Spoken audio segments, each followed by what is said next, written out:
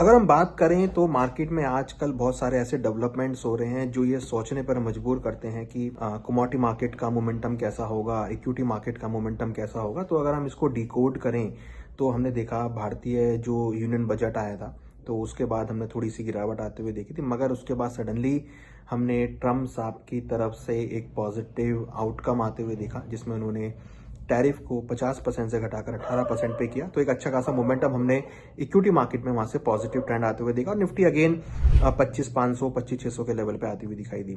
वही हमने देखा कि गोल्ड सिल्वर में थोड़ी सी गिरावट रही, मगर ट्रम्प साहब के अनाउंसमेंट के बाद गोल्ड सिल्वर में एक रिकवरी भी देखने को मिली।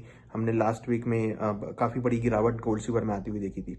वही हमने ये भी देखा कि अब जो अगेन है यूएस प्रेसिडेंट और चाइना के प्रेसिडेंट के बीच में, शी जिनपिंग के बीच में पॉजिटिव टॉक्स हुई हैं। उन्होंने सोयाबीन को खरीदने के बारे में डिस्कशन किया है कि अब चाइना यूएस से सोयाबीन परचेज करेगा। तो कह सकते हैं कि जो उनके बीच में एक तनाव था वो यहाँ पर कम होता हुआ दिखाई दिया है। तो क्या ये जो तनाव है ये गोल्ड सिल्वर के लिए नेगेटिव रोल प्ले करेंगे और क्या इक्विटी के लिए सपोर्ट करेंगे? तो देखिए, अगर कोई भी जियो पॉलिटिकल टेंशन खत्म होती है या कोई ईज ऑफ जो भी टेंशन ईज ऑफ होती है तो उससे थोड़ा सा सेवेबल डिमांड यहाँ पे कमजोर होती है। बट इंपॉर्टेंट क्या है कि अगर सब चीजें सपोर्ट से सब कुछ सही होती हैं, सब चीजें सही होती हैं तो इंडस्ट्रियल एक्टिविटी बढ़ती है।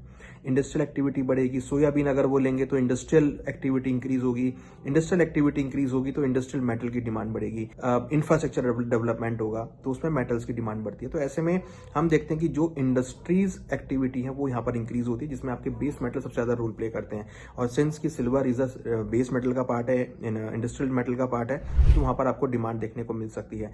प्लस यहाँ पर अगर कोई भी इंडस्ट्रियल एक्टिविटी होती है तो आपको इंडस्ट्रियल मेटल की, बेस मेटल की डिमांड बढ़ती हुई नजर आएगी, तो वो भी एक पॉजिटिव पॉइंट है। तो अगर हम देखें तो कहीं ना कहीं अगर कोई भी जियो पॉलिटिकल कंसर्न्स सुधरते हैं तो अगेन आपको इंडस्ट्रियल एक्टिविटी की वजह से इंडस्ट्रियल मेटल की डिमांड बढ़ती हुई दिखाई दे सकती है। दूसरी तरफ अगर हम बात करें तो आज हमने यूएस का अनएम्प्लॉयमेंट रेट का डेटा देखा जो कि काफी वीक आता हुआ दिखाई दिया। करीबन 231K के आसपास यूएस का अनएम्प्लॉयमेंट रेट आया जो कि काफी समय के बाद काफी बढ़कर आया। That is a negative for US economy. तो अगर वो यूएस इकोनॉमी के लिए नेगेटिव होता है तो एक सेफ हेवन डिमांड आपको गोल्ड सिल्वर में, एक ऐसा सेफ हेवन डिमांड आपको गोल्ड में देखने को मिल सकती है। तो ये जो डेटा आया यूएस का अनएम्प्लॉयमेंट रेट का, that is a little negative for the US economy. तो अगर यूएस इकोनॉमी के लिए नेगेटिव है तो वहां पर डॉलर में गिरावट आपको देखने को मिल रही है।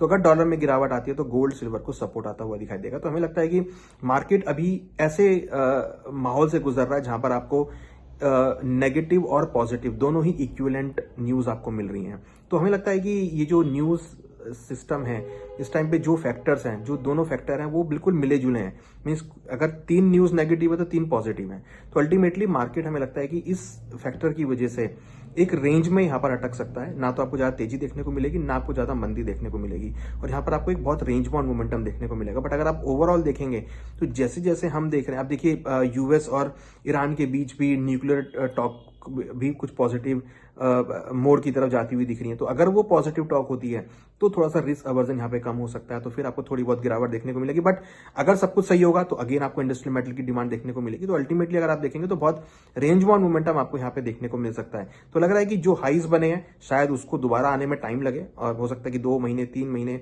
या 6 महीने का टाइम भी लग सकता है। बट हाँ, ये जरूर है कि आपको अपसाइड मोमेंटम देखने को मिलेगा और डाउन साइड बहुत लिमिटेड रहेगा, क्योंकि जिस तरीके से इंडस्ट्रियल एक्टिविटी आएंगी, इंडस्ट्रियल एक्टिविटी होगी, ग्रोथ होगी, तो इंडस्ट्रियल मेटल का यूज होगा, और इंडस्ट्रियल मेटल का यूज होगा तो आपको इंडस्ट्रियल मेटल के अंदर अच्छा खासा सपोर्ट आता हुआ दिखाई देगा। थोड़ी बहुत प्रॉफिट बुकिंग भी देखने को मिलेगी, और वो प्रॉफिट बुकिंग के अंदर को बाइंग अपॉर्चुनिटी भी मिलेगी। प्राइस ऊपर जाएंगे तो मार्केट रेजिस्टेंस भी फेस करेंगे और वहां से आपको गिरावट भी देखने को मिलेगी। तो अल्टीमेटली एक रेंज के अंदर मार्केट हो सकता है, और इस रेंज के अंदर हमें लगता है कि आने वाले दिनों में मार्केट आपको देखने को मिल सकता है। तो ऐसी स्ट्रेटेजी बनाए जहां पर आप एक रेंज बाउंड मोमेंटम में काम कर सकें, सपोर्ट रेजिस्टेंस फाइंड आउट करें, हायर और लोअर लेवल फाइंड आउट करें, और उन लेवल्स के बीच में ट्रेड सेटअप बनाएं। तो जब आप ट्रेड सेटअप बनाएंगे सपोर्ट रेजिस्टेंस के बीच में, देन यू विल सी कि मार्केट उस रेंज में मूव करती हुई दिख रही है, then you will get a good trades.